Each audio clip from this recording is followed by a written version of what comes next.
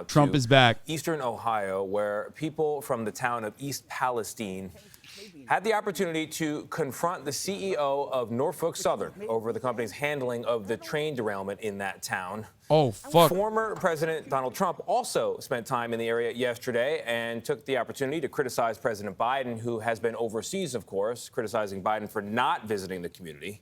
Roxana Saberi has been there for days now. She's in nearby Youngstown, Ohio. Roxana, good morning. Good morning, Tony. Residents around here say they're still not getting the full story from officials and Norfolk Southern. Most of all, they're afraid the place they've called home might never be the same again. My sister was right next to the tracks with her fiance. She could have been killed. Angry East Palestine citizens got the chance to speak publicly to Norfolk Southern CEO Alan Shaw for the first time yesterday since the toxic train derailment, and they made their feelings clear. Did you shorten my life now? I want to retire and enjoy it. How are we going to enjoy it? You burned me.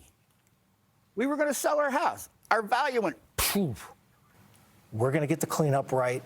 We're going to reimburse the citizens. We're going to invest in the long-term health of this community. Despite repeated EPA assurances that the city's water wells are unaffected and the air is safe, residents are still wary of heavily polluted soil and creeks, like this one CBS News filmed just yesterday. Earlier in the day, former President Trump toured the site of the February 3rd derailment. I like that one, but this one's even nicer. Situated in deep red Columbiana County, which Trump took with more than 70% of the vote in 2020, East Palestine greeted him warmly. Former president wasted no time blasting the current president for not coming to East Palestine sooner. I sincerely hope that when your representatives and all of the politicians get here, including Biden, they get back from touring Ukraine, that he's got some money left over. Though Trump has received criticism from Democrats for rolling back regulations in the rail industry during his presidency, many here. I don't know why people like Alan Fisher and the like and other people are talking about how like the derailment wasn't caused by brakes. It was caused by something else. When like the rolling back of brakes is in the same vein as all matter of different deregulation efforts / a lack of adequate support for infrastructure spending. So who gives a fuck? Like I know Trump isn't directly responsible with the rollback that he engaged in, but it still doesn't matter. It's like these motherfuckers don't give a shit. They want to derail it. They want to derail it. Sorry, they want to deregulate anyway. Anyway, speaking of which, Alan Fisher also covered the story. We're gonna look at that. Let's watch the town hall first. I know Alan Fisher made a video about it.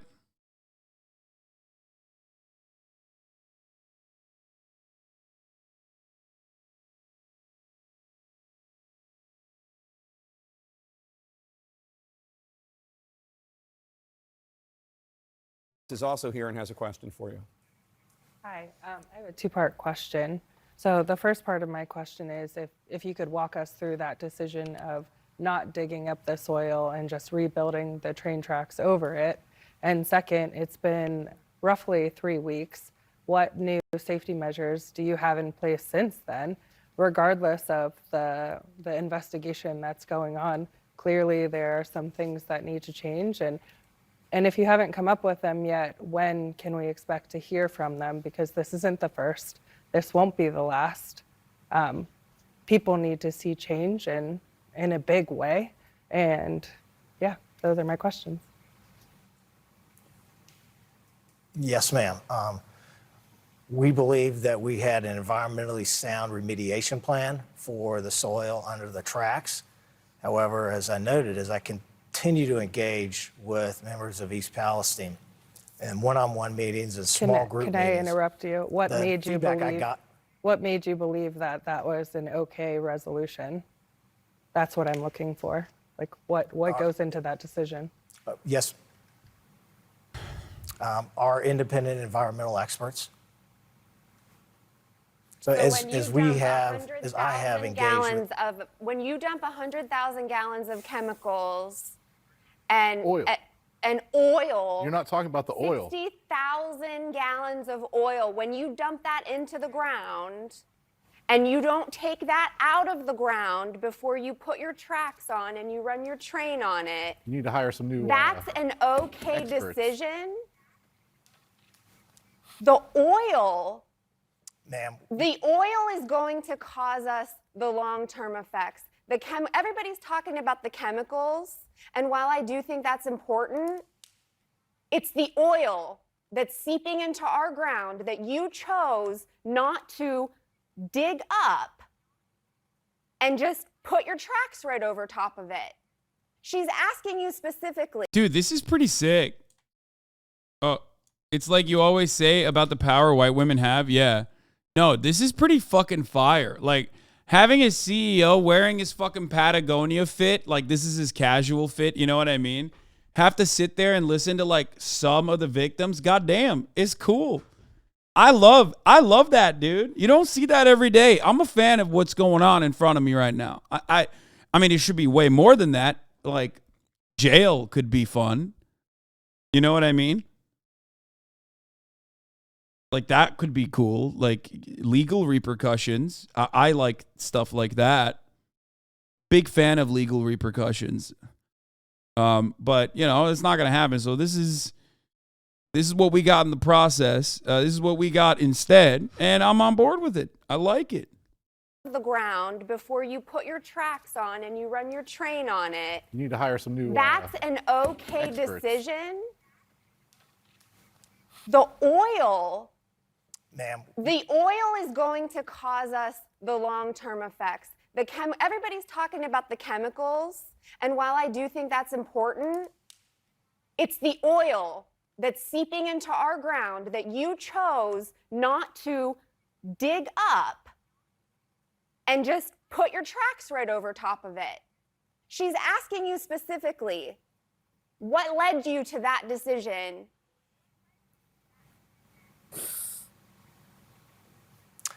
ma'am, we've made a lot of progress. He has a "Are you done?" ass face right now too, like the "Are you done now? Are you done?" Okay, let me tell you what happened. We've dug up 4,600 cubic yards of soil and collected 1.7 million gallons of water. We will continue with environmental remediation, and in early March we will start by tearing up the tracks and digging up the soil underneath the tracks. I wonder why he's not there in person. You're right, Megaphon. It's a good question. It'd be nice if he was there in person. It'd be even better. 6 weeks, oil's going to be soaking into our soil. So until By the way, this is like the least sociopathic CEO, okay?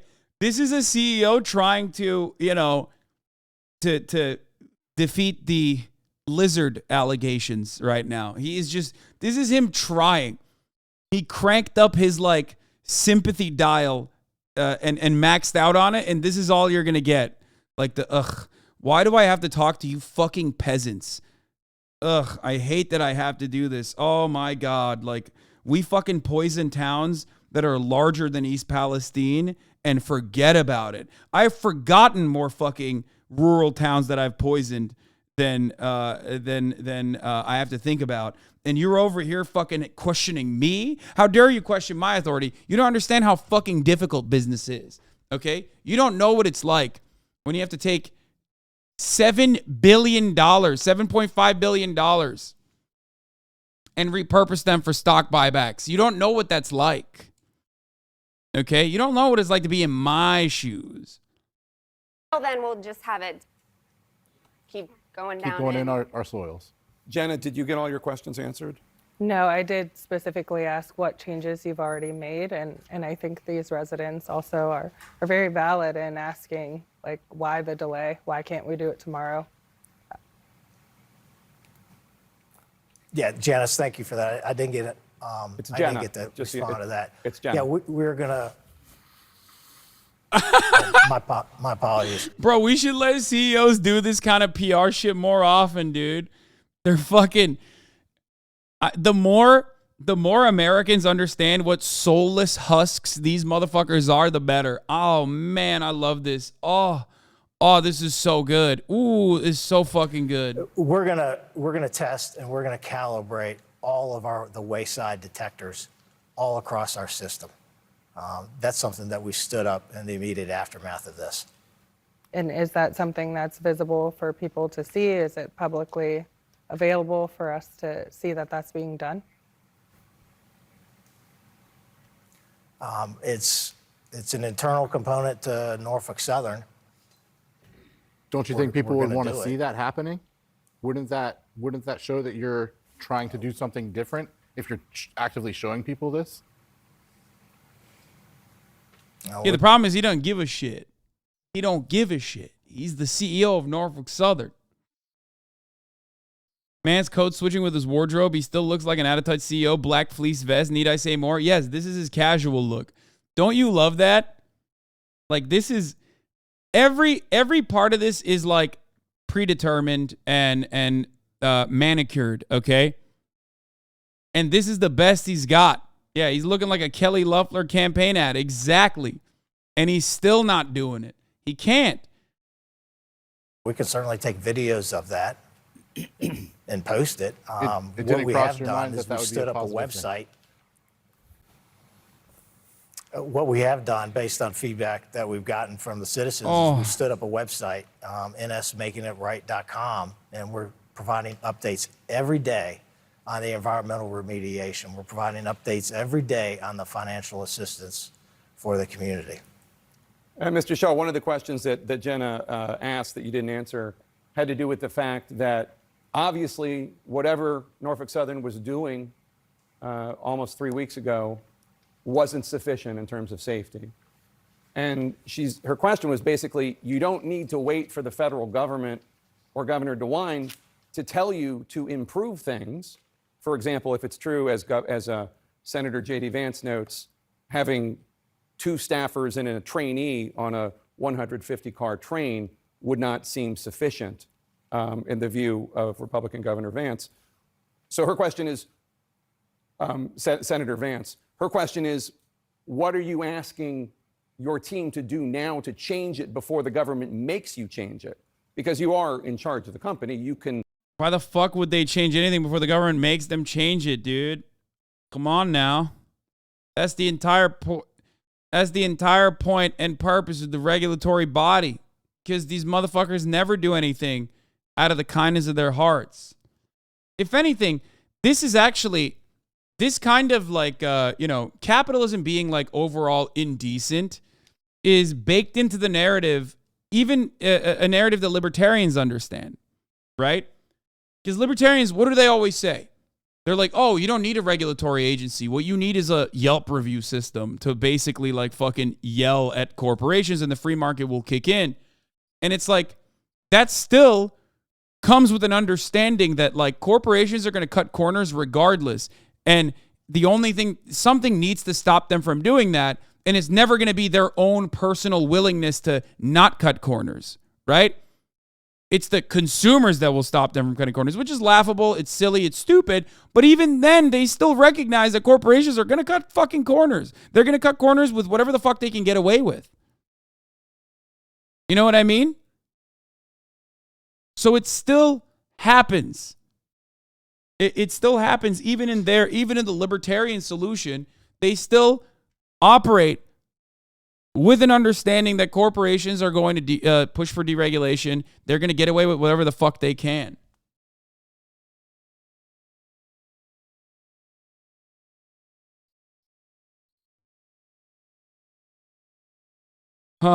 Make those changes. And yes, if you spend $1 billion on safety, that's great. Of course, your profits are in the multi-billion dollars every year. Yeah, we're also advancing technology on our locomotives to inspect the tracks as our trains run over the tracks. We're looking for the results from the NTSB, the investigation, to find the root cause of this, which is one of the reasons that we're cooperating fully with the NTSB and the FRA. We'll learn from this. what we had in place didn't work here. We're going to figure this out, and we're going to make the investments to make Norfolk Southern safer. I want to bring in Jim Stewart, who has a question for you, sir. Yeah, a lot of this that I have to ask has been answered already. But I'm speaking on the aspect that the people of East Palestine, are just being treated like dummies. We're not dummies. We're smart people. Listen to these people, what they have found out about different things and everything else. I'm angry. I'm angry about this. I've lived in East Palestine for 65 years now. That's my home. My grandmother came from Germany. She lived in Palestine. My dad grew up there. What? My family's grown up there now. And it is disgusting that we're just lost it. I live in a house that's probably the closest of any of these, and it's a shame. And this is probably the next closest one. And our house is, you know, it's been inspected, it's been this, it's been that. I'm afraid to put my dog out just to pee. I mean, he's only on this tall. So, you know, I don't feel safe in this town now. You took it away from me. You took us away from this. You seem like a sincere man. I'm not calling you names. I'm not, you know, but your company stinks. Because I mean, his job is literally to stink up the place, for the record. Like, if there's one, I'm never an advocate for like a singular individual being held responsible for any kind of thing.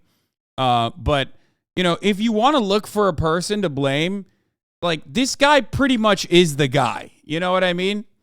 Like, that's the guy for sure. Like, this wasn't like, you know, oh, things got out of hand and people, you know, mid-level managers decided to take actions that, you know, that were completely outside of the control of, like, you know, people in higher levels of power, in higher positions of power. Like, this is the guy who pretty much is telling the mid-level managers to do exactly the things he wants to do.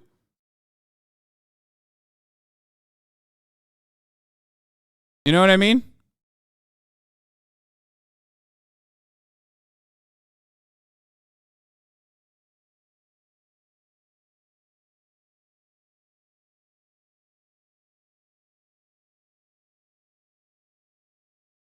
they're not watching what's How going is this on. lib shit? What? I didn't Workers say don't that. pay attention nowadays. Supervisors make workers work. You got to do something about this. I lost a lot. I lost the value of my home. I'm only one block. I can throw a stone to that burner. And what do we do now? I come back from Chicago 4 days. I was in Chicago for 4 days. I came home the other day. I put the garage door up. We pulled in the garage. Yes, chat. He's blaming workers. This is a 65-year-old man, okay? He's a 65-year-old man. He literally said, I'm not a dummy. You seem like a sincere guy. It doesn't matter, though. He doesn't deserve this happening to him, okay? He's a 65-year-old in Ohio. What the fuck do you think his worldview is? Calm the fuck down. You know what I mean? Stop getting annoyed at a victim, okay? Got out of the car, put the garage down. Soon His entire worldview revolves around literally fucking looking up to guys like this, you know, thinking that the CEOs are sincere and thinking that the workers probably fucked it up, okay? That's his worldview. Examine why that worldview exists and develop a better understanding of the systems that educate people, that churn millions of people like that out. And also recognize that, you know, just because he has a different political perspective than you do doesn't change the reality that he's still a fucking victim. Yeah, a lot of the people, I don't know what East Palestine's like voting demographics look like. I don't know what they fucking voted for. But I mean, it's Ohio, so it's not shocking to me that it would be like deep red. So these people did technically vote for the very deregulation that they ended up, you know, receiving the brunt, receiving the consequences of. But ultimately, even if they didn't fucking vote for the Republican Party, it doesn't matter. It's like people that vote for Democrats are getting poisoned. Does that make it? Does that make these people less victims? No. There's no you reap what you sow when we talk about. There is no you reap what you sow when we talk about these kinds of issues.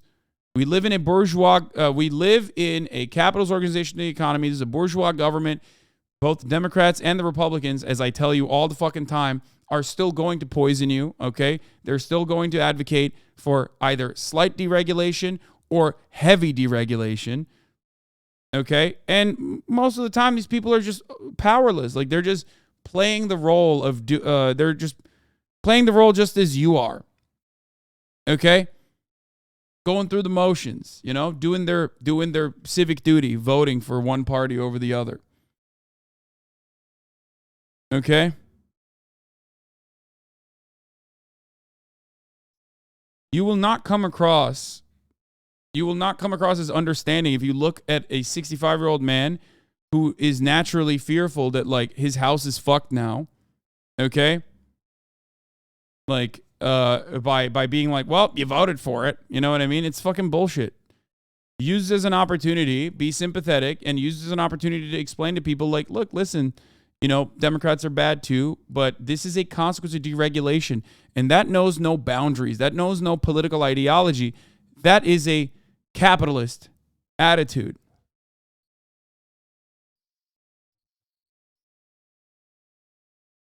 I hate that, like, oh, red states deserve it mentality. Ohio voted for Trump. Trump removed safety regulations on trains. Sounds like Ohio got exactly what it voted for, but that's none of my business. Shit like this kills me. Only half of Ohio voted for Trump, and no, even that half does not deserve to be poisoned because of the excessive greed of railroad companies. Exactly. In a lot of instances, that shit's racist as fuck too, especially when people talk about the South and how shitty it is. I mean, you know I talk about how fucking shitty the South is all the time, but, you know, I offer that perspective on every state. I think every American state has a lot of shit qualities to it, okay? You know this already. It's, you know. I don't do that whole, like, oh, please stop sending me that fucking Hasan underscore Piker thread, please. Just, you don't deserve a week off, but, like, just, goddamn, dude. Just shut the fuck up. Yeah, I got it. Oh, there. You want to know the soy-ass fucking Reddit meme that this guy keeps sending? Hold on, I'll show you. Hold on, here. You want to know? This is the fucking, just stop being so fucking soy and so Reddit for one day. Massive fucking coalition. Working class right, progressive left. Somehow you fucking keep spamming the same link, which is even cringier than fucking Megaphonics links.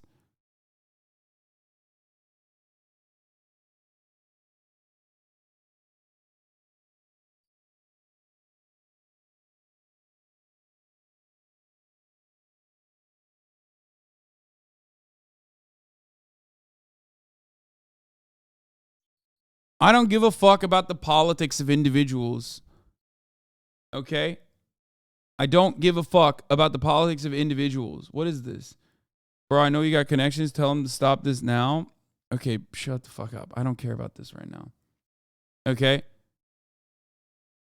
I always say this. When it comes to the liberation of the working class, it doesn't matter if someone is a fucking Democrat. It doesn't matter if someone is a Republican. Okay? When it comes to the emancipation of workers, there is no politics there other than class politics, okay? Unions are full of right-wing people. Why the fuck is that the case? It's like, who cares? It doesn't matter, okay? It doesn't matter. I literally sent a good link right before you said that. I fucking heavily doubt it. Let's take a look. Oh, yeah, you did the Ohio deserved it meme. Okay, that's the one good Megaphonics link for the day. The one good one. Here, there you go. I gave it to you. Unions are not about the Democratic Party. They're not about the Republican Party. Labor unions are about collective bargaining. Okay? It's about what is fair. It's not about left or right. It's about what is fair. Okay? That's why they're not the end-all be-all. It's not the fucking solution.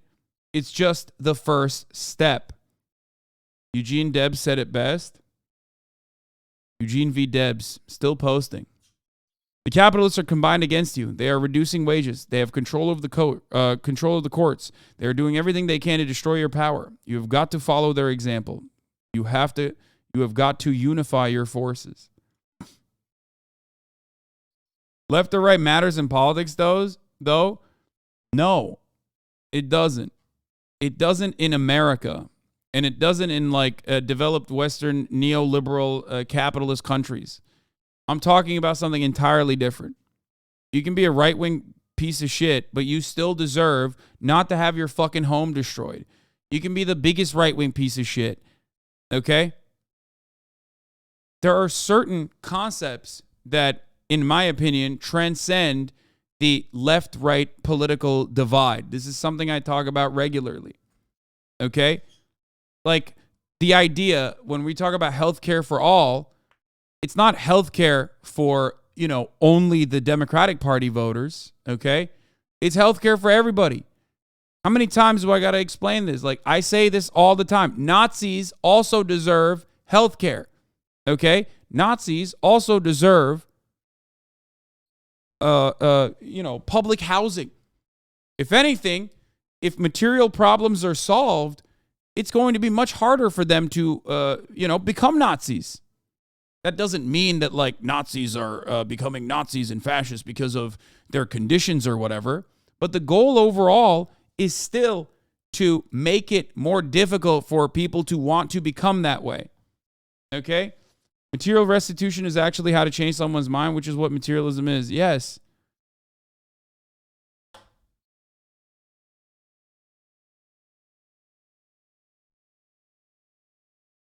Fuck that. Nazis deserve to die.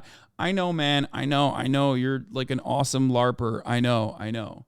But we're talking about something that's larger than that. Okay?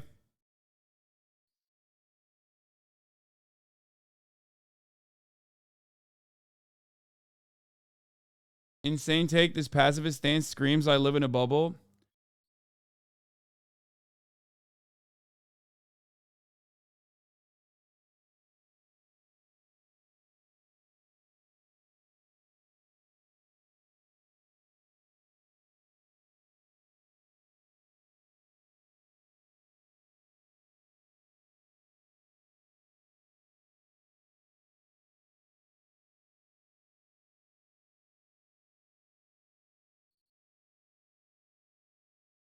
Okay. How do people miss the point so fucking hard? I don't understand, especially long-term community subs. I get it, dude. You're epic. You're based. Okay. You're epically based. You are the most based. You are the most like Nazi punching guy out here. Okay.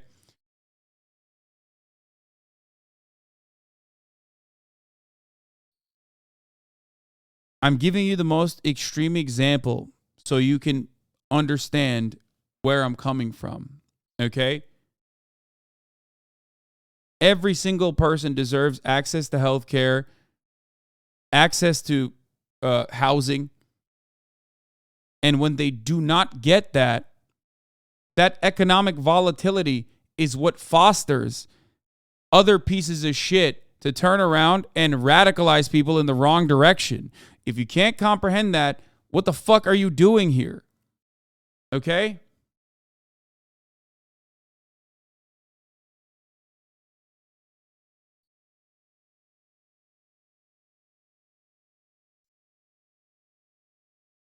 There's no understanding or common ground or uniting with Nazis. No, I'm not saying find common ground with the Nazis, man. What the fuck?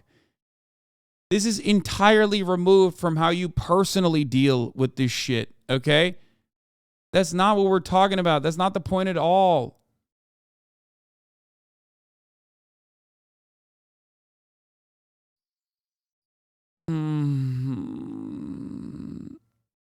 Medicare for all is not Medicare for everybody that I agree with, okay? Medicare for all is Medicare for all. If you understand that everyone's fucking politics comes from their social conditioning, and if you understand that our social conditioning is a product of our material conditions, then you understand material restitution is what will eradicate big chunks of people who become white supremacists, fascists, okay?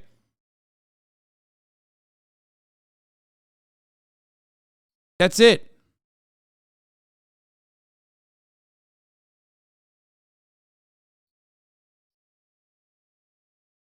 Chat is so uneducated. They aren't even listening to your points and getting mad at a straw man. I know.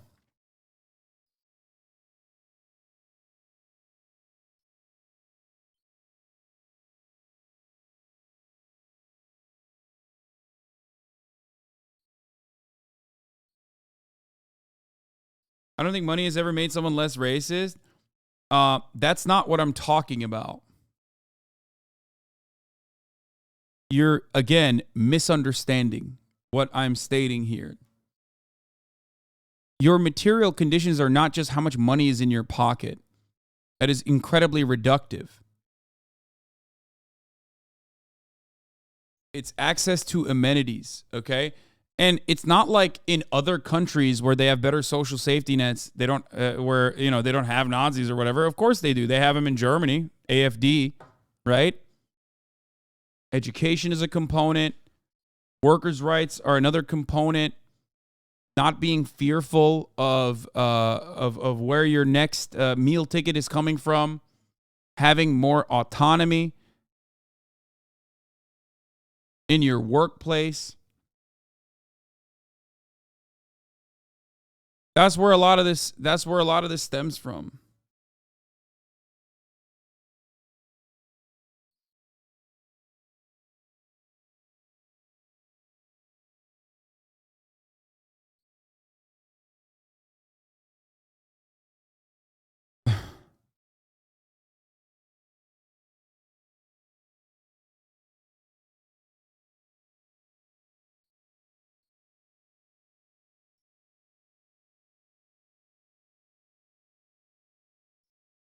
Anyway, the reason why I mentioned Nazis is because this is an extreme example. And I did that deliberately. I did that on purpose. Because I don't care that you hate that I use the most extreme example. That's why I talk about rehabilitation all the time. And whenever I talk about rehabilitation, chat goes, what about murderers? And obviously, there are people who currently, at least with our medical knowledge, cannot be rehabilitated. But when people talk about murderers, I say, yes, even murderers can be rehabilitated. And the focus should always be on rehabilitation and reintegration into society in our criminal justice system. But you cannot escape your social conditioning. You cannot escape what you have learned from your parents, what you've learned from every fucking thing that you've consumed leading up to this moment. It's very hard to change course, okay? So listen to what I'm talking about. Listen to my words.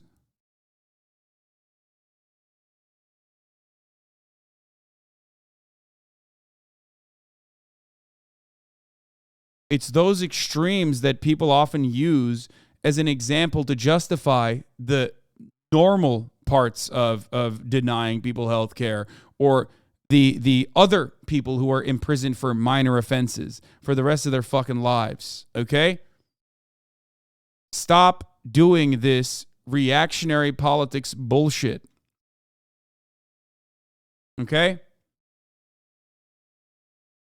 When we talk about an attitude, an unflinching attitude and support towards lowering recidivism through rehabilitative means, we talk about every single person. There's no like, well, this guy individually deserves it. Fuck that guy. You can't say that. Medicare for all means for all. It means right-wing Republicans too. You're really going to sit here and say if someone killed your mom and brother, you should get some time off? Come on, man.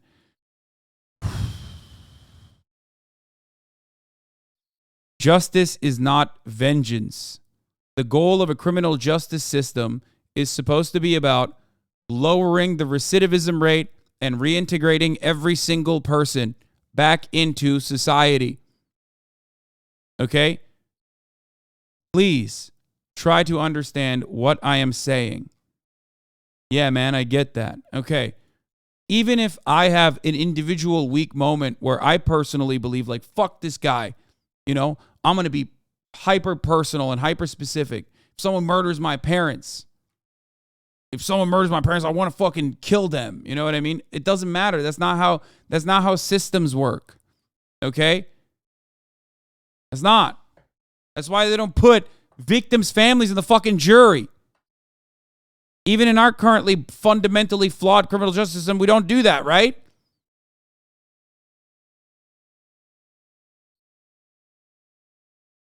Every single fucking time I bring this up, someone has to be like, what if someone killed your mom? It's like, I get it. Okay?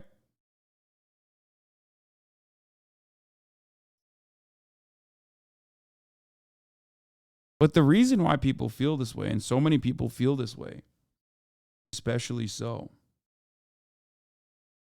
is because they're American. And America is very draconian. Okay? Americans love operating off of the HasanAbi code, an eye for an eye. Forgetting the second part of that, which is that, an eye for an eye makes the whole world blind.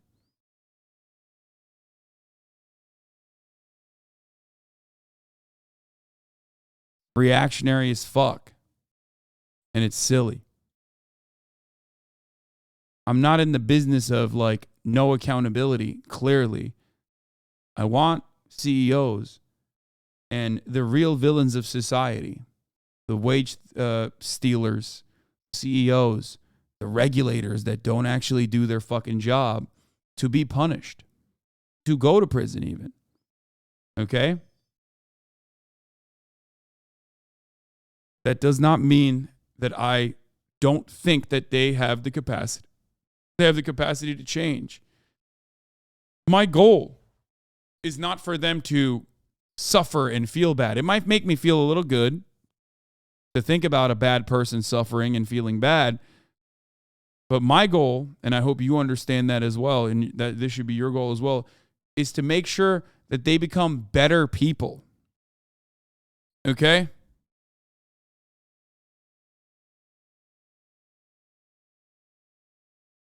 And there's nothing that shows that this attitude has failed, especially in America, than the way that our current criminal justice system works. I mean, you can extrapolate larger concepts by just looking at a simple difference between here in the United States of America, where we have the highest recidivism rate and the highest incarcerated population on the fucking planet, and I believe the highest prisoner per capita population as well, okay, in comparison to a place like Norway, where they at least have better rehabilitation measures. We house 25% of the entire world's prisoner population. Okay? The United States population overall is 4% of the entire world population.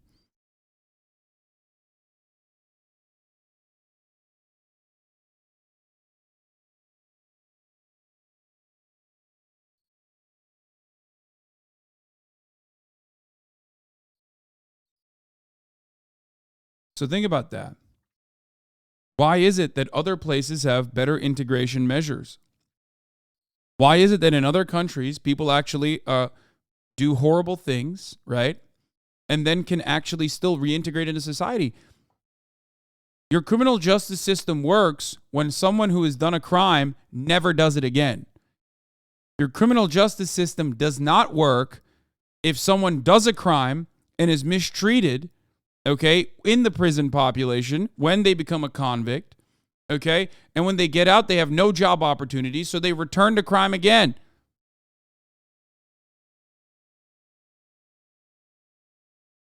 That's a failure. An abject failure.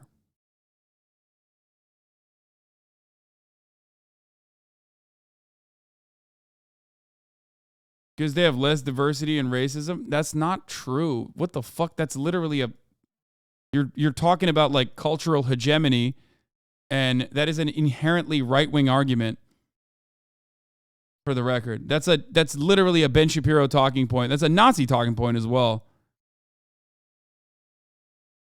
Nothing shows that it works. Lol, rehab, Andrew Tate. I get it. Yeah, no, totally.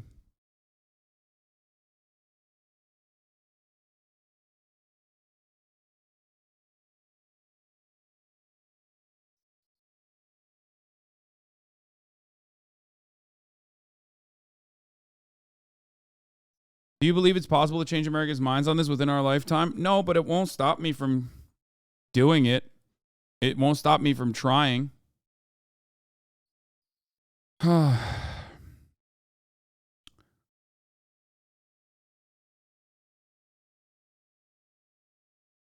Anyway.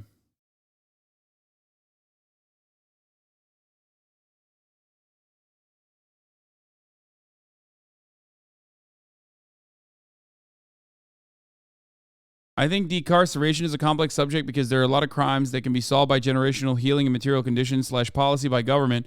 But then you see people who kick random innocent people on the street for no reason, and you question if solving the root cause of crime would have prevented them from doing that.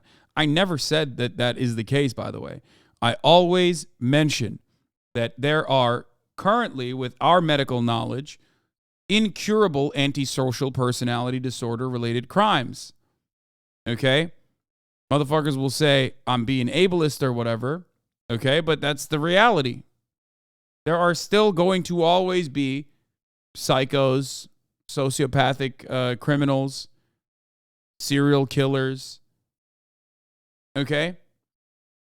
As it stands, we don't have a good way of, we don't have a good way of curing or treating it, okay? That's just the truth. But those are edge cases. Those are not like the norm. That's not the commonplace thing that's happening, right? The overwhelming majority of people that are doing any kind of crime, even violent ones, I would say, are doing it as a consequence of their material conditions. There are still people who will do it regardless, and that is the reason why we still need some mechanism that that prevents them, or at least creates a sense of law and order. I mean, I've talked about this a lot. Like, I'm not in favor of like full abolition of the police or anything like that. You know, I'm not saying that like prisons are completely obsolete.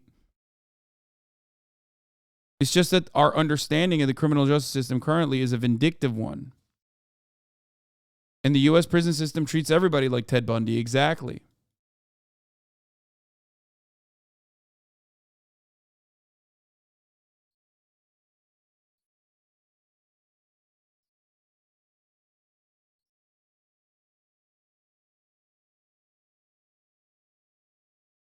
Anyway.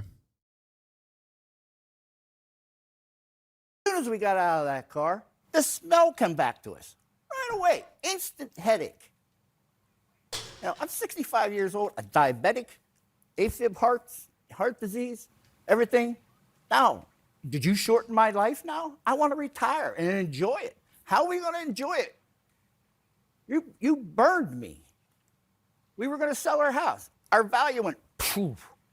You know, do I mow the grass? Can I plant tomatoes next summer? What can I do? I'm afraid to.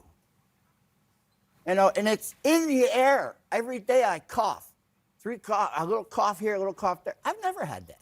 You know, I got rashes on my cheeks and all my arms from the derailment. I don't call it a derailment. I call it a disaster. It's Norfolk's disaster, not a train derailment. I'm an honest. I shoot from the hip, just like the governor just told us. I tell you the truth. You seem like a family man, a great guy and all, but you know what? Like I said, your company has to do something. How are you going to make it up to him, Mr. Shaw? How are you going to make it up to Jim Stewart and all the other families? Jim, thank you for those comments. I hear you. I'm terribly sorry that this has happened to this community. What I can do and what I will do is make it right. We're going to get the cleanup right. We're going to reimburse the citizens. We're going to invest in the long-term health of this community. I'm going to see this through, and we're going to be here. And we're going to work with these community leaders to help it thrive. I think you heard the mayor talk about, making this community even better. And that's what I'm picking up. It's kind of shit right now. The community leaders and citizens. We're looking for ideas from the community on where we can help and things that we can do. Well, would you be willing to buy That's why their we have houses? somebody. Will you buy them out of their houses at the property value so Jim can retire? That's making it right? Step up. We're going to. I'm sorry. No, go ahead. I interrupted you. You're good. Jim wants to hear your answer. We're going to do what's right for this community. Well, that's That's what's my right. commitment. But your derailment, did it change me now? It's made me an angry man. I'm a Christian. I love the Lord. But you've made me angry. And I don't want to be like that. I want you to respect me like I respect you right now. And like I said, I lost everything now. I worked hard. I'm still working. I'm my 44th year at my job. I wanted to get out. Now I'm just stuck. Wait, that's it?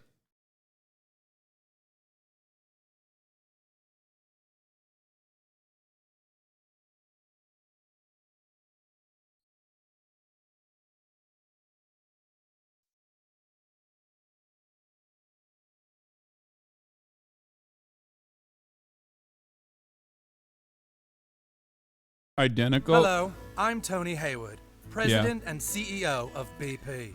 Our accidental drilling spill again in the Gulf is a tragedy that should have never happened.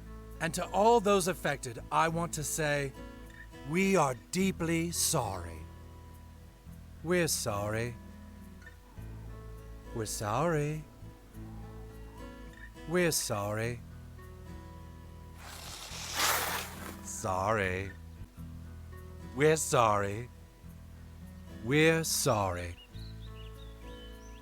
Sorry. We're sorry. I'm deeply sorry. Sorry. I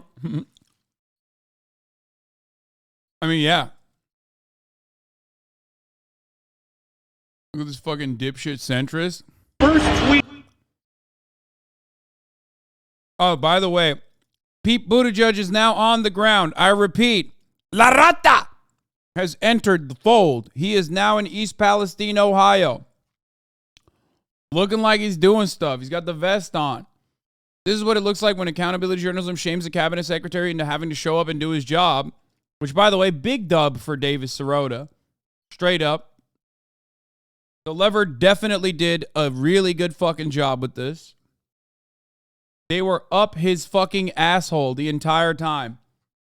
Oh, my Lord. Let's take a look. Pete Buttigieg says he should have tweeted about East Palestine derailment sooner. Oh, God. Oh, man. Sent your first tweet expressing concern for the residents of East Palestine a week and a half after the accident happened. I do love seeing people demand answers in the same way that, like, I ask for answers. You know what I mean? I like that. Like, I love seeing it. I love people recognizing the situation. In hindsight, was that waiting too long to express anything hours after you had addressed the makeup of work crews on highway construction projects just that very day? The answer to your question is yes. I felt strongly about this and could have expressed that sooner. Again, I was taking pains to respect the role that I have and the role that I don't have, but that should not have stopped me from weighing in about how I felt about what was happening to this community. Send your first tweet.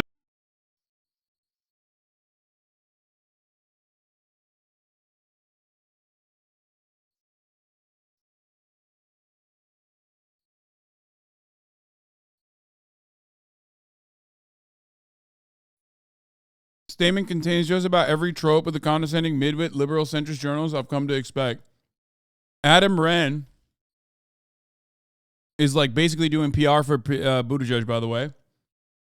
Adam Wren is Pete Buttigieg's man inside of Political. Those of you who don't know. He literally got a scoop before anyone else because he personally was talking about how David Sirota is a fucking asshole. When David Sirota was writing about, Pete Buttigieg's incompetence, okay? So just know that. Anyway, he's a big suck up. It is exceedingly rare for a transportation secretary to visit the site of a train derailment, especially one that resulted in no fatalities. even though this crash has resulted in unusually heavy national media attention, partly driven by the televised image of the accident's toxic black plume and residents' anger over the safety of their air and water.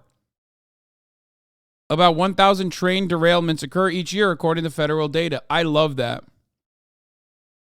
Offers a bunch of quantitative data, no fatalities, 1,000 train derailments per year when the issue is just as much qualitative, condescending actually tone, pretending to be public is mad about a secondary issue, televised images and not the thing itself. Yeah. I mean, by the way, the funniest part about it is that is true. Like, everything they're saying is true. But, like, that just shows that the situation is even more fucked than you'd think. You understand? Like, your attitude shouldn't be, situation is actually way worse. Because, like, I acknowledge all that. If you send me the Buttigieg World sounds like the worst theme park ever one more time, I'm going to put you on the spaceship. That's what I was talking about when I said that's your shit that's your shit link of the day. Why? You were doing so well, Megaphonics. Why? Why?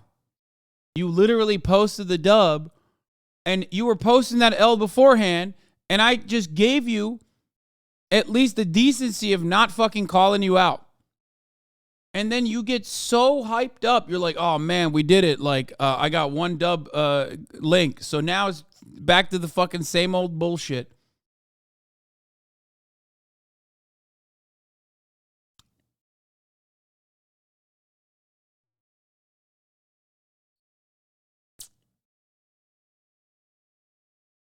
Anyway.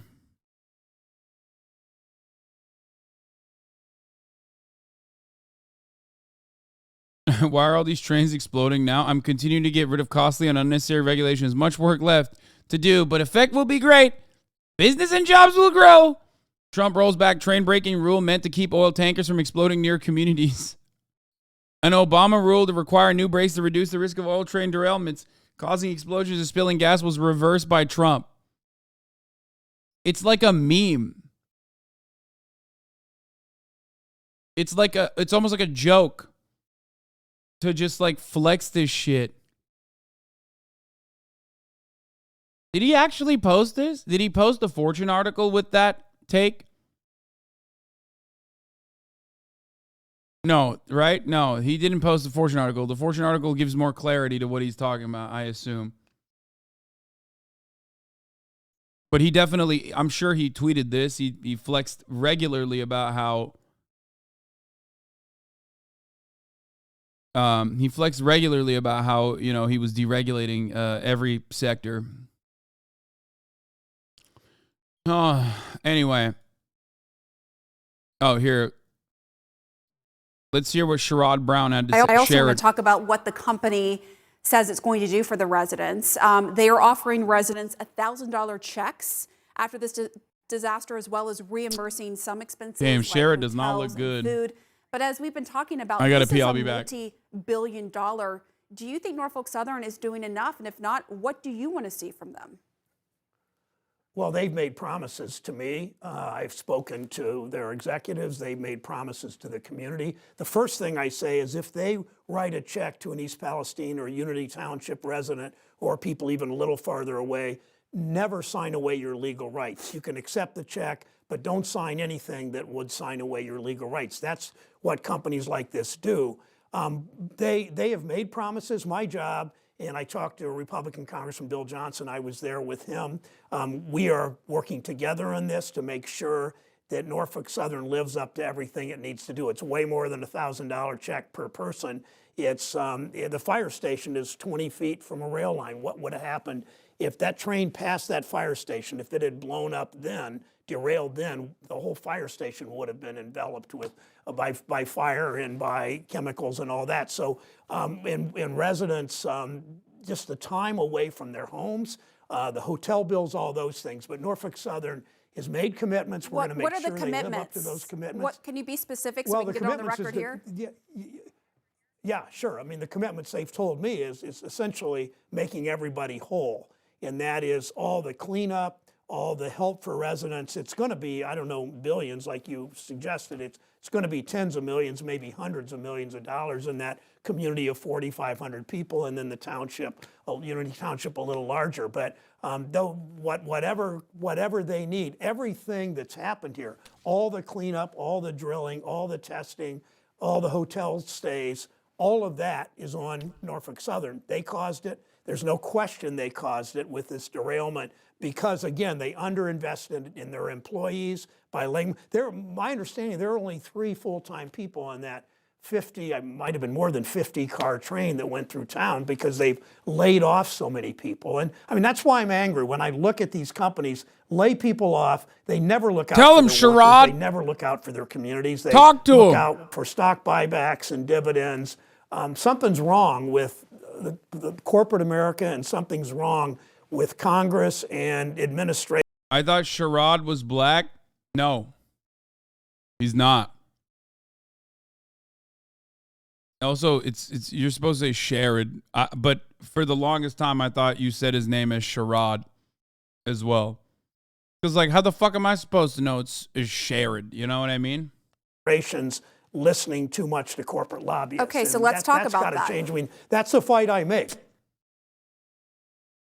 We'll see. We'll see Microsoft has added new.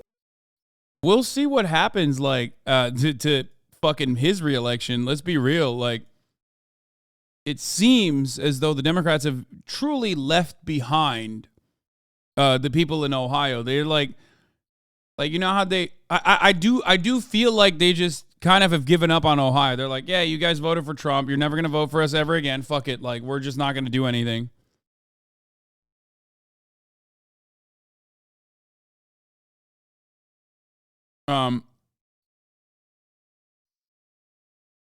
Sherrod Brown is a Ohio institution. I mean, he is unapologetically pro-labor. I mean, he's also still like a Democrat. So obviously there's plenty of fucking shit that he does that I don't like. Like when he was going to run for president and his idea was to lower Medicare to 55. That was it. Medicare eligibility being lowered to 55 was his main goal. It's like, come on, really, dude? Thank you. Thank you for the pro-labor take. Anyway, but I do like that they're talking about billions being billions to shareholders. Norfolk Southern announced a new 10 billion share repurchase plan. Its latest annual financial report, filed just hours before the derailment this month, shows that it still had 7.5 billion available to buy additional shares under the repurchase plan as of December 31st. The company also returned an additional 1.2 billion to shareholders in the form of dividend payments in 2022 and 1 billion in 2021, bringing the total payments to shareholders to 4.6 billion last year and 4.1 billion in 2021. The shareholders did much better than the company's 19,000 employees. Total employee compensation came to 2.6 billion, up from 2.4 billion in 2021. That is crazy.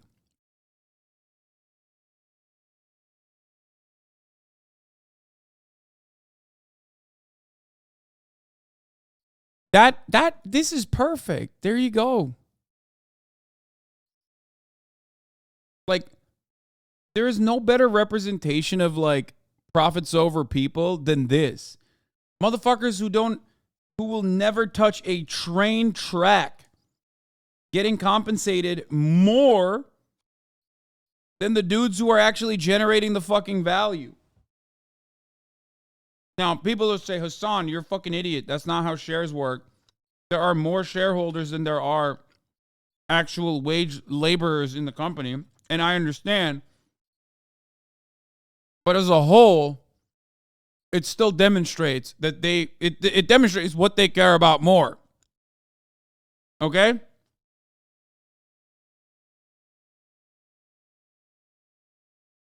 Come on now. All right, let's talk about Alan Fisher now. Friend of the show, Alan is a gigantic train nerd, and I think he's going to do a good job describing exactly what happened. Give it up for today's fighters in the red corner, weighing in at 4,700 population in an underdog Rust Belt town from Ohio. It's East Palestine. And in the blue corner, weighing in at 1 million pounds of vinyl chloride, fighting and dropping cars consistently on the ground on Horseshoe Curve, it's Norfolk Southern. And to officiate today's match, from the Department of Transportation, it's Pete Buttigieg. In an egregious violation of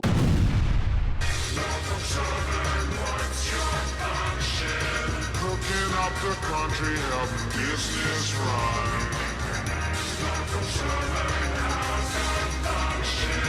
Helping this big... Jokes aside, this disaster does suck for those who are affected, both with being relocated, with possible contamination, and with the water supply. But everyone has been extremely lucky that there haven't been any deaths or major injuries from this accident. There's one thing that's certain about this incident is that there has been a stupid amount of news coverage, and anyone who... The worst part is people at East Palestine still have to pay $5 a month who says it's a cover-up is a bit goofy at this point.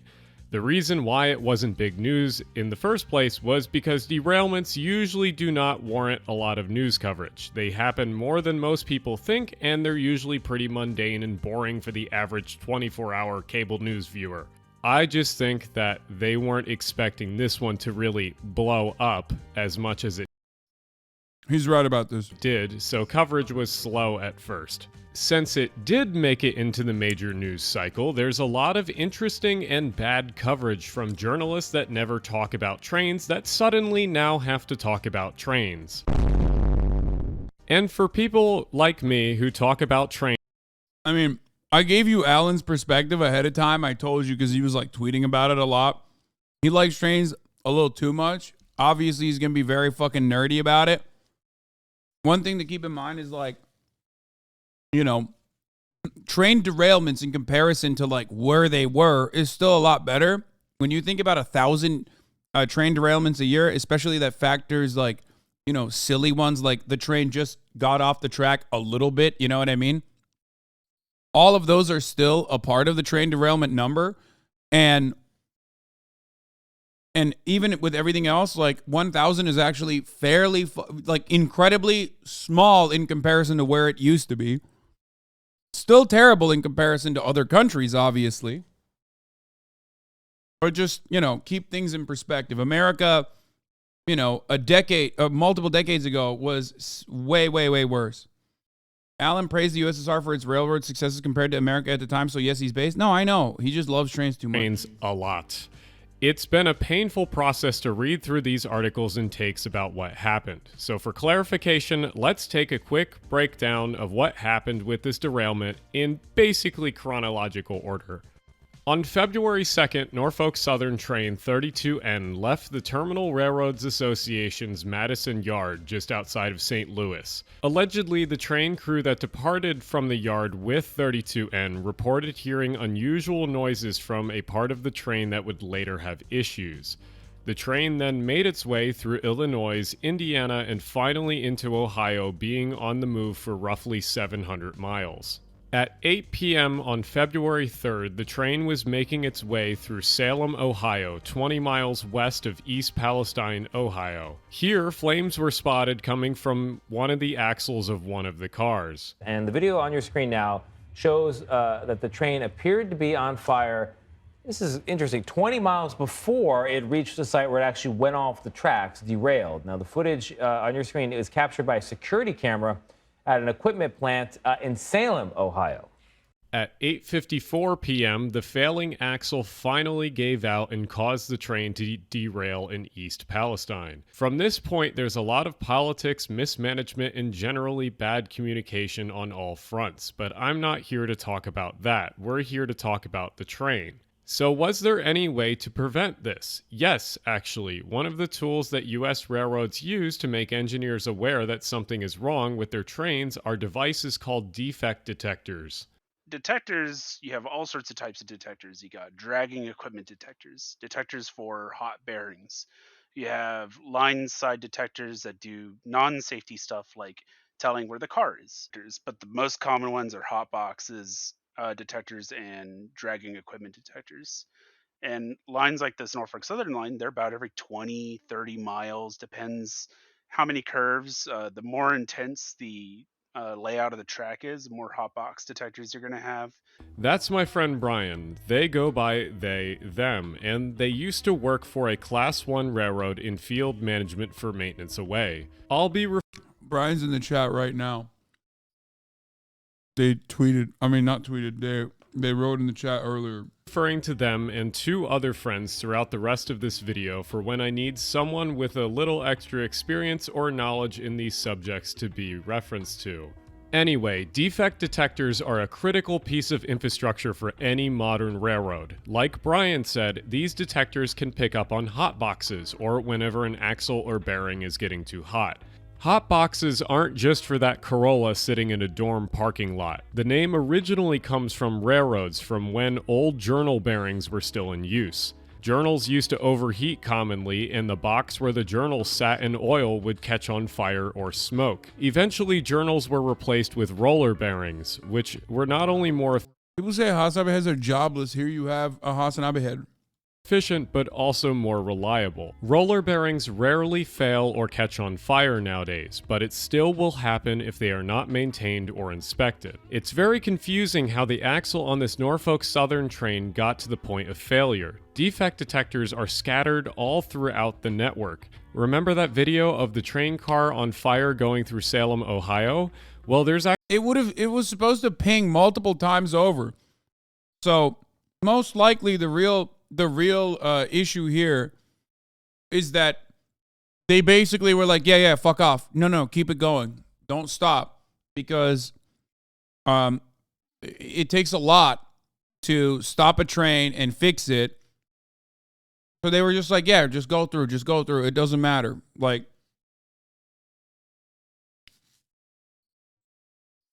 especially from what I understand, long trains with a fuckload of cars, like 50 cars, when they have to stop at a train stop, they are even more difficult to maintain.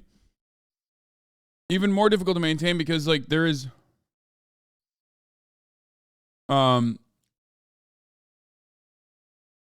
bro, a long train like is 300 cars. Okay, what are you working for fucking Norfolk Southern? Why are you saying this?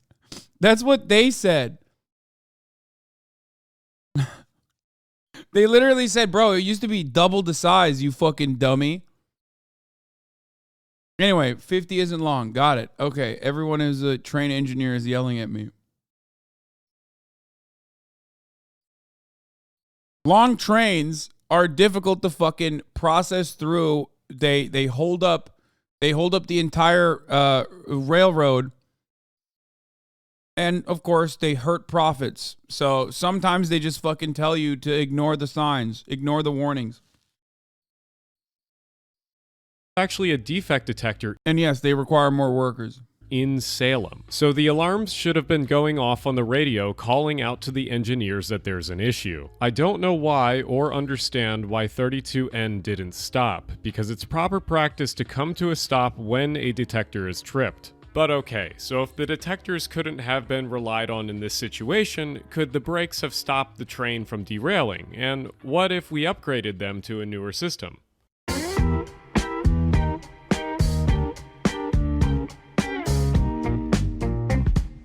So if we're going to talk about brakes, I first have to teach you all how train air brakes even work.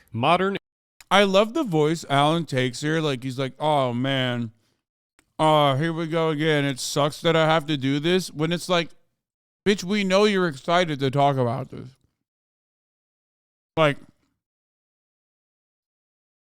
he sounds annoyed, but he's not annoyed. This is like extremely his shit. He's like, oh, dude, it's so sick that I get to teach people how braking systems work on fucking trains.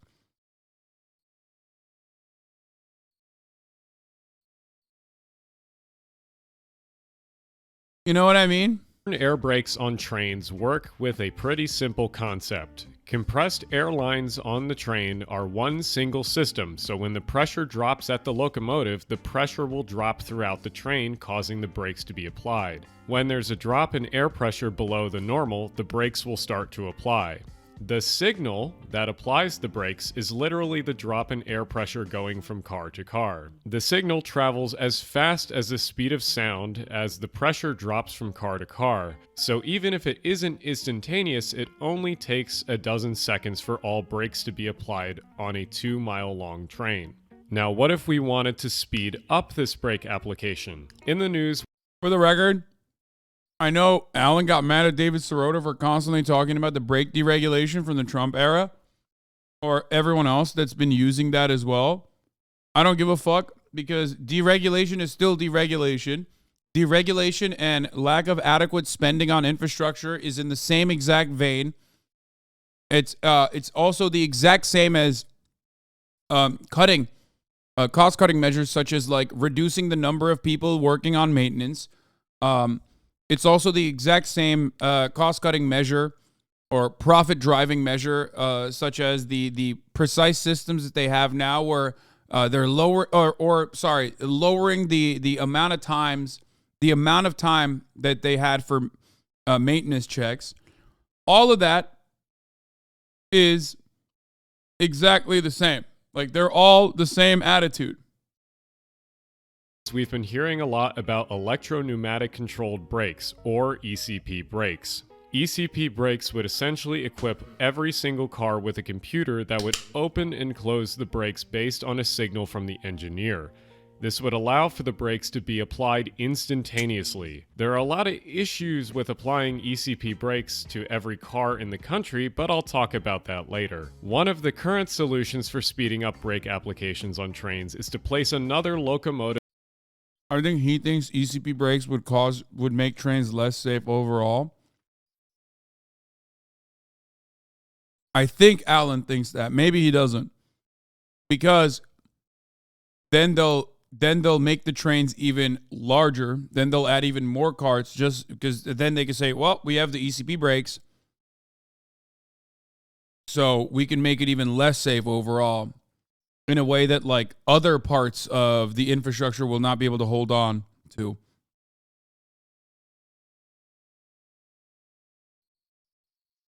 David Sirota, however, yeah, he thinks they wouldn't make a difference in this situation either. Yeah.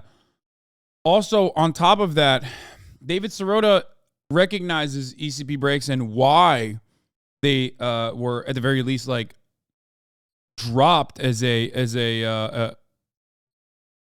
ECP brakes were promoted originally as a cost-cutting measure from these companies to say like, look, we have new brakes. Yes, it'll make them less safe because it'll mean you can go coast to coast without an inspection based on the original DOT rule.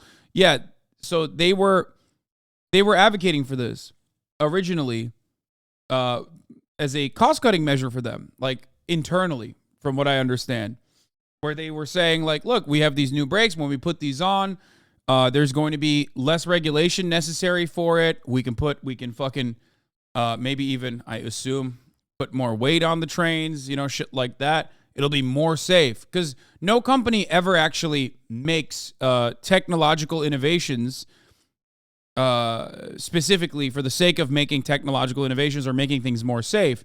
They do it so that they can make more profit, right? So they can drive up profit. So that's precisely what they were advocating for.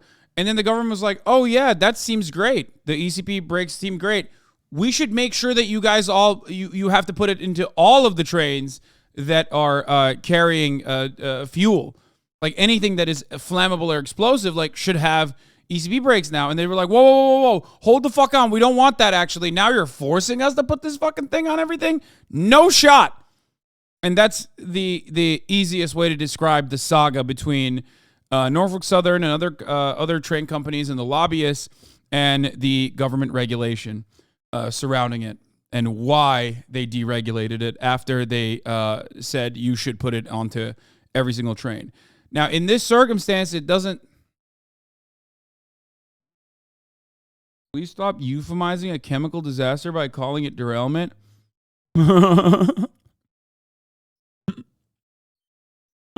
The hyper-specific pedantic Andes are in the chat. We got it, man. You got it. Now you're forcing us thing? No, well, the now you're forcing us means that, like, if they were asking for that, that means that they're going to have to spend a lot of money on all of their fucking trains, even ones that they didn't intend on putting ECP brakes on. So that's why they didn't want to do it. That's why they were advocating against it.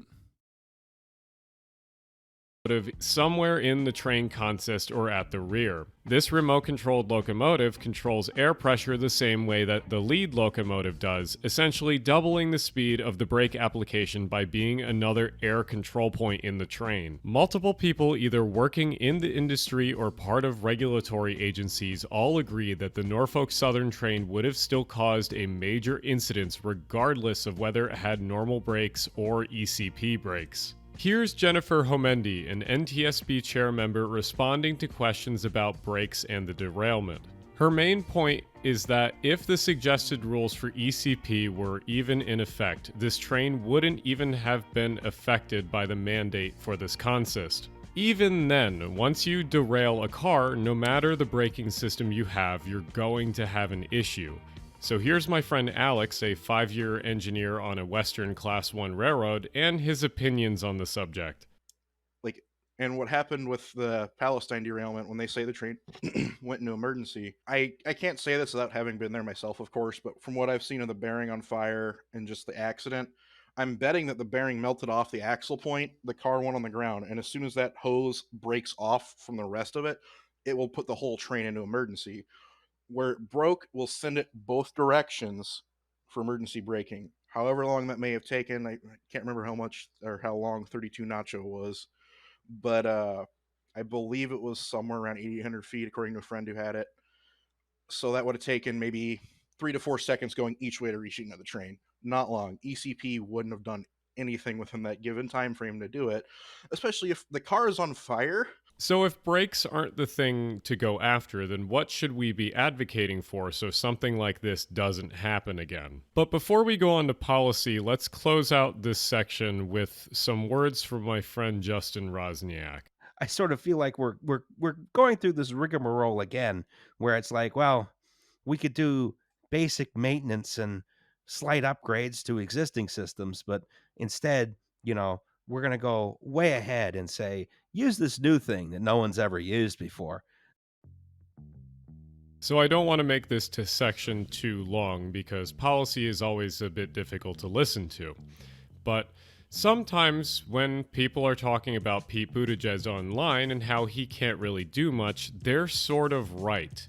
You see, under the DOT, there is an agency called the Federal Railroad Administration. And unlike the airplane version, which is the Federal Aviation Administration, the FRA is very underfunded and doesn't have as much power over the industry that it oversees as the FAA does over its industry. There are two reasons for this, and one is easier to fix than the other. The first is that the FAA controls a lot of publicly owned airports and can easily deny companies the right to use those airports, where the FRA has to deal with private companies and private infrastructure mainly. And it's literally because it's longer. It's been around for longer in our dog shit fucking country, and therefore they have more time to have eviscerated any kind of nationalization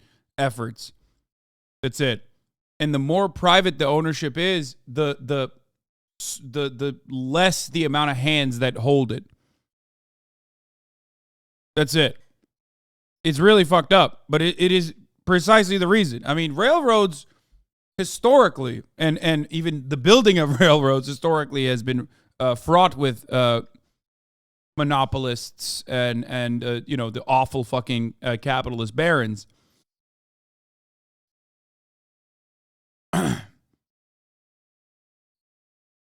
You already know that. The main issue, and this is like Alan is absolutely correct, and I'm sure he'll mention this now, is that it's not nationalized. The government has limited regulatory power because, they don't even want to do the subsidy part of the regulation. They don't even want to do the fucking bully pulpit part of at least like advocating for certain things and wagging the fucking finger. But when all else is considered here, you still have, you don't have the actual power to, you know, stop railroads completely. Stop these 4 fucking railroad companies from completely dominating.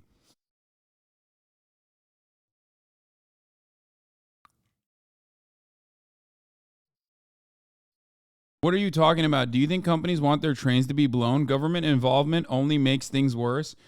There is not a single place in this entire fucking planet where railroads have actually gotten better as a consequence of privatization. Railroads, just like airports, rely on heavy public spending. They rely on infrastructure spending. They rely on your tax dollars to even exist. They also provide an incredibly important life-saving piece of our logistics. It needs to be regulated. Yeah, let's not fucking fund them then. Dude, you are not making good points. You are not making good points, okay? You are not making good points.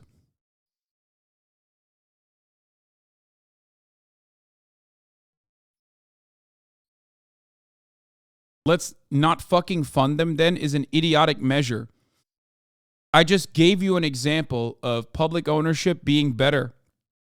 Even the American Enterprise Institute's own study that was trying to show that Amway is dog shit in comparison to other countries actually still showed nationalized railroads and publicly owned railroads as infinitely better than the American ones.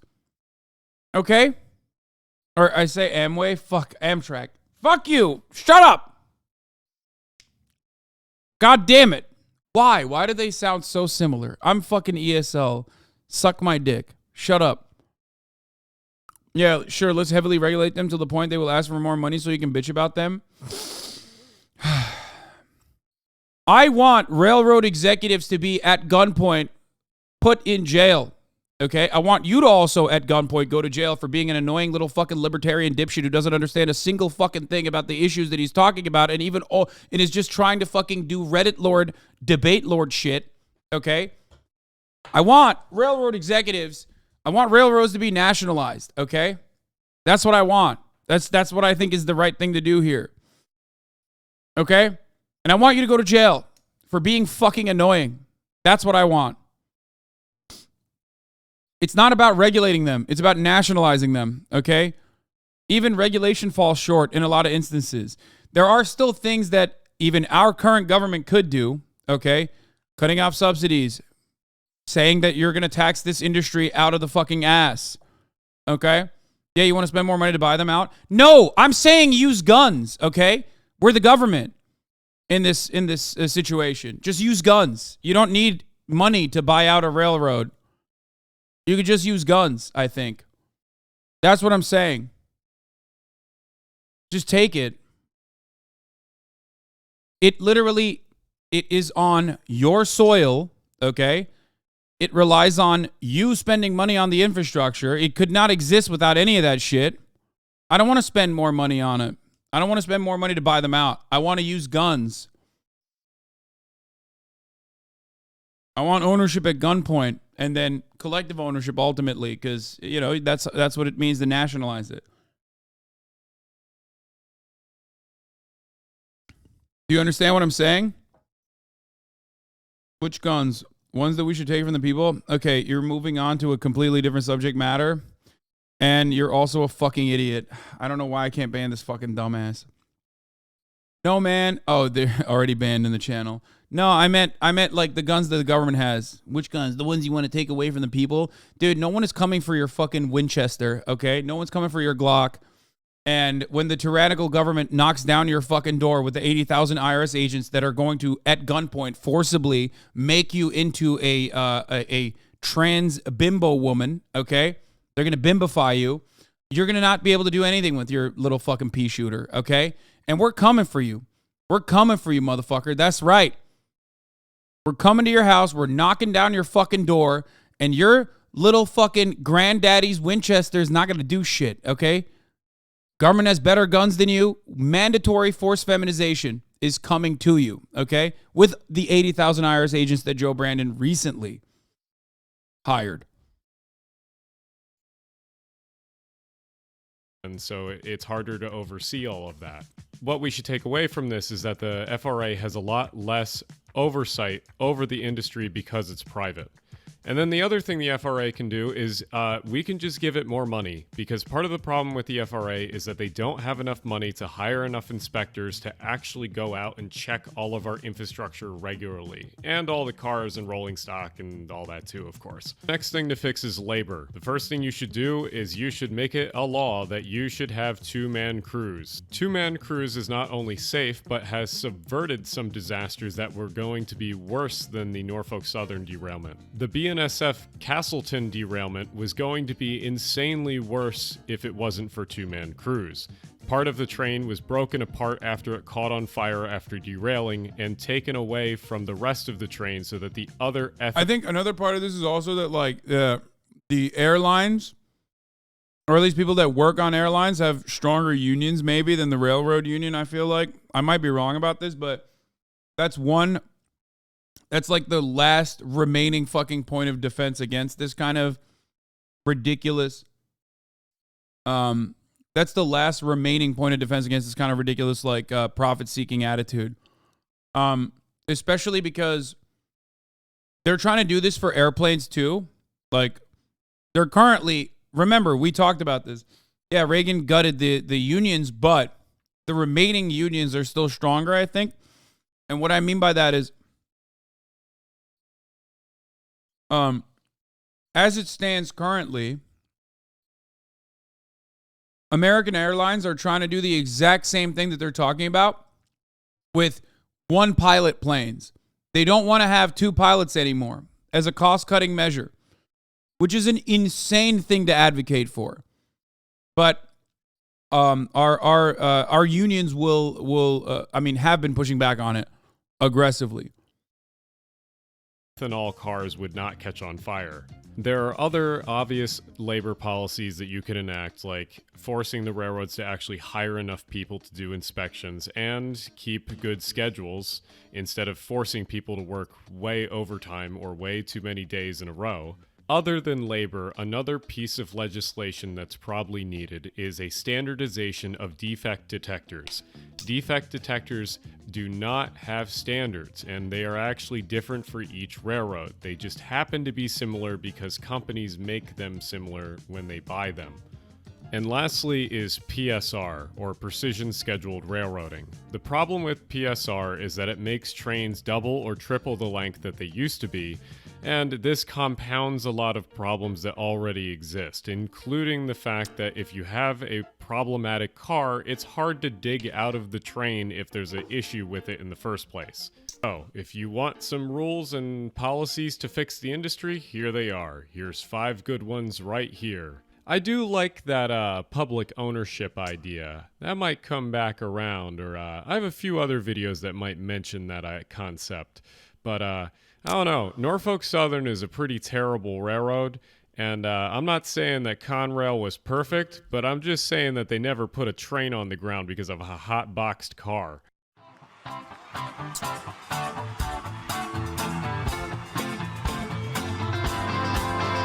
Just so you know, I won't be mentioning... I mean, we've covered this already.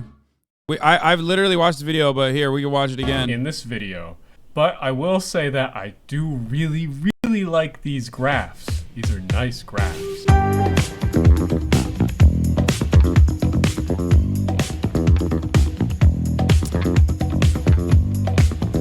The FAA is one of the few remaining regulatory agencies that can actually fuck shit up at will. That's why aviation is still so safe. If you want to see what aviation with poor regulation looks like, check out the accident record from the 70s to the early 90s. So many major disasters.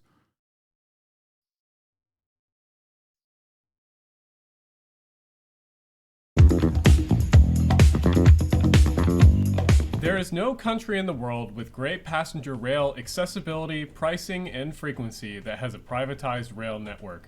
All of the... Whoa, wait a minute. What? That's crazy. What do you mean? How? What? I don't understand. What? That's shocking. You mean to tell me that a natural monopoly, a natural monopoly is better served when it's controlled by the government? What? Stop. That's crazy. The best countries when it comes to intercity regional rail networks are all nationalized, either owned by the government directly or through a government-run public company. France's SNCF, Germany's DB, Switzerland's SBB, Japan's JR, Austria's ABB, and Spain's Renfe are just a few great examples of the many nationalized rail companies and networks. All of these companies own the Everyone that's saying Japan does not understand. Fuck it. Let's do Japan. With one exception. Let's have Japan's level of regulation. Do we currently have Japan's level of regulation? Do we?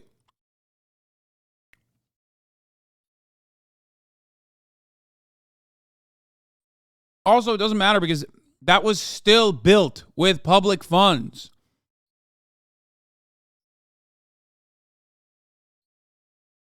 Remember when someone just lied about Germany's train being private in chat? They didn't lie. It's still on the stock market. It's just government owned. That's what they're... And the lie in that situation is that it wasn't for profit. Like, it doesn't run as a for-profit institution. It still doesn't turn profit.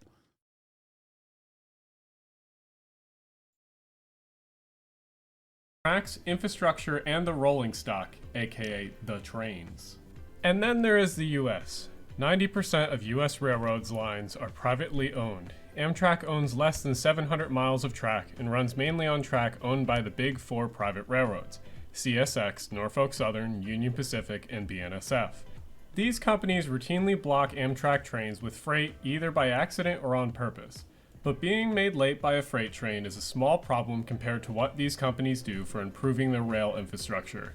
And when I say improving, I mean either doing the bare minimum required for maintenance or actively making their logistics worse by single tracking some of the busiest main lines with the guise of using precision scheduled railroading. It's so obvious that most of these companies are only in it for the short-term profits. So one solution to this is nationalizing the entire rail network. Nationalization isn't something that the US hasn't done before with anything else. The entire US interstate system is nationalized, with the roads being owned by either the federal government or state governments. It's not unusual for the federal government to pass large infrastructure bills supporting these pieces of infrastructure. One said bill was the reason why interstates were built in the first place: the Federal Highway Act of 1956. Nationalization of US railroads isn't a foreign concept either. Throughout the 1950s, 60s, and 70s, the competition from the interstate system along with long-distance trucking became commonplace, causing railroad traffic to decline.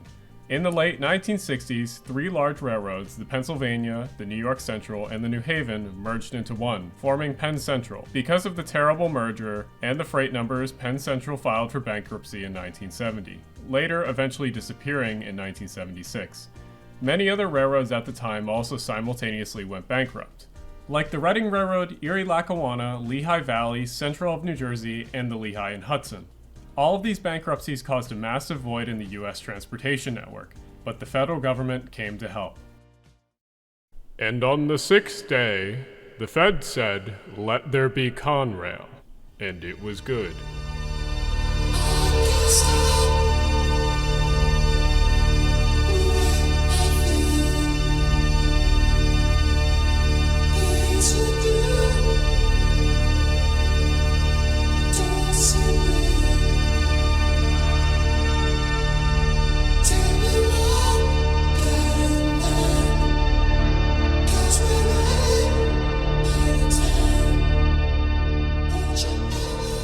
Conrail emerged as a new quasi-nationalized consolidated rail corporation. Basically, it was nationalization without the total government ownership. Weird, right? Well, to add to Conrail was Amtrak. Amtrak took over all the failed railroads' long-distance passenger lines while Conrail focused on freight. Amtrak was built to fail but miraculously survived and continues to be the US's intercity passenger rail carrier today. Conrail was eventually split and bought out by CSX and Norfolk Southern in the late 90s. Both of these companies were built to hopefully become profitable without the government's help, which in a very neoliberal mindset makes sense. But when it comes to transportation, this is not always true, nor is it a good thing. There are benefits to good transportation beyond making a profit, especially when it comes to the efficiency of travel and energy that trains provide. Amtrak and Conrail were never truly nationalized because they were never supposed to be controlled by the government, unlike European railways that I mentioned in the beginning. If Conrail and Amtrak were nationalized in the first place, many of the lines that were dropped for financial reasons in the early days would have never happened, and there would still be many places with a station or line that don't have one now. And without nationalization, it's dumb to think that a private company would ever run a train to smaller groups of population ever again. Also, private corporations running infrastructure that both the public and the government rely on is such a heinous mistake. Alright, we're gonna talk about tax policy now. Hang in there.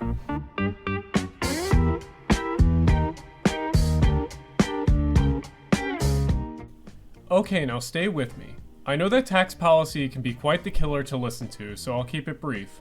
I'm not going to go through all the history of taxation in great detail except for modern day. But know that there was a time when the government practically gave land and tax Corpus, skip. Skip this part.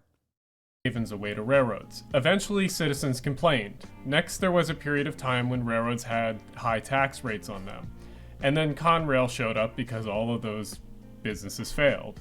And then finally in the 90s, many of the taxes were drawn back to lower percentages. And that brings us to where we currently are in railroad tax policy. So now we must go over how taxes on railroads work. Here is an older tax document from the state of New York. Unfortunately, I couldn't find anything newer than this on the internet, mainly because I myself am not a taxable railroad, or at least not yet. So you can see here how each of these states used to tax rail and still do. What it comes down to is how much improvement is done to a line. Well, except for New Jersey, who taxes it per mile. Yeah, I know, we have a weird state. So generally, if a line is 2 tracks, it will get taxed more. Hence why a lot of modern railroads have single-track main lines in the United States. But this is only one side of the problem. The main part of the problem is how inefficient taxation and grants are with railroads. Generally, railroads will pay some sort of tax on their land. This tax will go to both federal and state governments. Money is then eventually redistributed into the railroads through grants and subsidies. These subsidies usually going to Amtrak for passenger operations and grants going back to private operators for infrastructure upgrades and maintenance. This causes the problem of needing extra personnel in between each of these transactions for bookkeeping, causing a loss of money and unnecessary costs. Now, I'm sure you'll probably think, well, let's just stop taxing these companies so that they can use the cash in the first place to directly upgrade their infrastructure. Well, unfortunately, most private railroads in the US aren't in the business of railroading. As I said earlier, they're in the business of making short-term money. So the majority of the money saved in a for-profit company is directly funneled back into shareholders and upper management's hands instead of back into upgrading infrastructure and for better service. So what's the solution to this? Well, you can either strengthen the unions to have some power to own the railroad to prevent shareholders from poaching cash, or the other option is what majority of the countries around the world have chosen, and that is to divert to nationalization.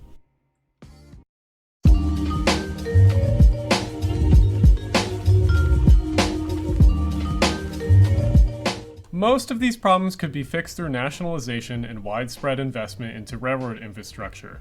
I propose bringing Conrail back. Conrail would take over freight again and would maintain all mainline railroad infrastructure in the country, along with improvements to lines like electrification. Private companies could still own and operate their freight on the network too. They would lease out lines and run their services. This is very similar to how European railways do their services, similar to Flixi-Train in Germany. Class 2 and 3 railroads could also still exist privately too, because Conrail would only operate mainline services, so Class 2 and 3 railroads would still need to exist for freight hubs. Nationalization would use Conrail to turn the current US rail network into basically a copy of the interstate system, where the government owns the rails and infrastructure but any company can use them if they pay the toll. The main benefit with these improvements through nationalization would be with Amtrak and passenger rail in the United States. Amtrak could truly have control over all of the lines and could manage and set up new lines with ease. Amtrak and Conrail could work together to improve infrastructure and build. Calling it Conrail would be a mistake. I can easily see it be vilified. Why? Conservative rail. New high-speed rail corridors as well.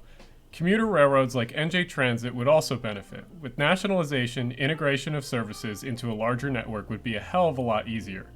NJ Transit could open new lines that were once owned by private companies easier too, like the CS. The one thing, Alan is biased towards New Jersey in an unfortunately positive way.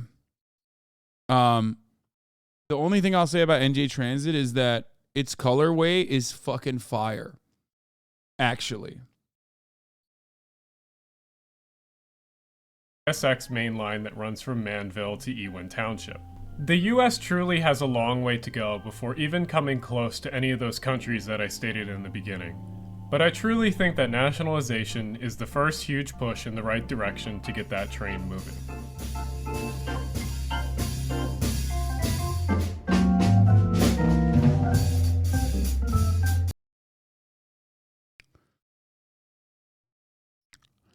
I can't wait for you to go to Japan. You're literally going to bust a nut over the trains. Yeah. Oh, here, from David Sirota. New Governor Mike DeWine has deep ties in Norfolk Southern and his lobby firm. He's refused to issue a declaration sending federal aid to Palestine. East Palestine. He's refused to hold NS accountable for earlier derailments, and his GOP lawmakers just killed rail safety rules. So that's something you need to remind yourself of as well. DeWine has spent 3 weeks pretending to give East Palestine residents everything they need, yet has not formally requested federal disaster assistance. This is it's one of those issues where like anytime something goes wrong in America, it's like a very expected problem, right? But anytime something goes wrong in America, like pretty much every single person in a position of power is just the absolute worst person. So sometimes you forget to like mention people like Governor Mike DeWine. It's pretty hard. It's pretty awful.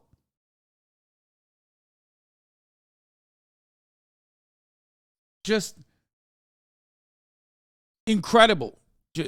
Who do you yell at? Joe Biden, who fucking personally claimed he was pro-labor unions and then like played a role in shutting down a railroad union strike a month before this derailment happened. Pete Buttigieg, who's supposed to be the transportation secretary, who did not give a shit about this, and when asked about this issue once it finally like made the news cycle, said, "Oh, there's thousands of rail derailments happening every year." Who also is like a McKinsey consultant and therefore understands the necessity for deregulation, and is going to gain nothing from even showing support to East Palestine, and everything from just shutting the fuck up and hoping that these big railroads inevitably don't spend money on his opposition. Do I get mad at Donald Trump and the entirety of the Republican Party across the board that champions deregulation as like a cost-cutting measure for consumers when it's actually killing people, literally, or at least creating new cancer clusters? Do I get mad at every other industry that is already dumping PFAS into people's natural water supply on a regular basis and poisoning people on a regular basis, things that go unnoticed? Do I get mad at I don't know. Do I get mad at Norfolk Southern and the CEO that is like very clearly doing and is going to continue doing all of this shit? There are so many people to get mad at that you sometimes forget the little hobbit, Governor Mike DeWine, in the sea of things. Do I get mad at the EPA? Fuck. Do I get mad at the lobbyists? It's great.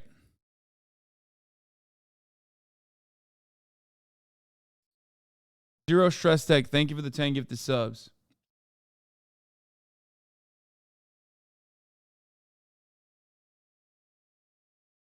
Anyway. I work for a water utility. My focus is groundwater protection. PFAS is such an unspoken issue that's going to destroy some counties' water systems. Oh, yeah. Anyway, while we are on the subject, though, Ohio residents welcome Trump as he visits the site of the toxic train derailment. Welcomed the visit. What do you think about President Trump coming to the area? It was exciting to hear. Bridget Piles lives in Negley, a small town around 4 miles from East Palestine. I'm afraid of the chemicals coming here and the after effects, and you don't know. You're not going to know until, who knows, months, years. The NTSB is expected to release its Okay, here's the thing I want to show you though. The White House. Right. Speaking of the White House, apparently regulations regarding train safety were changed during the Trump administration. I am honestly shocked that they said this. Like, that is insane. Are they stupid? How hard are they riding for Ron DeSantis? Are they like, I've never seen one of the more popular editorial team backed Fox programs genuinely shift blame back to Donald Trump at a time when he's popping off. That's crazy. Tucker Carlson will be having a word with you. This particular railroad and others lobbied President Trump to dismantle an Obama-era rule that would have required railroads to update their braking. He said an Obama-era rule. Casting Obama in a positive light against Donald Trump? What is happening? Stop. And apparently the Obama administration had pushed for it to govern transportation of hazardous materials after about 500,000 barrels of crude were dumped. But ultimately, the Trump administration undid that and said the costs exceeded the benefits. The White House. Right. What the fuck? This is like objectively true, yet still shocking to hear from fucking Fox News. You know what I mean? Because they don't usually deal in truths. I don't know. I don't know what the fuck that was about. We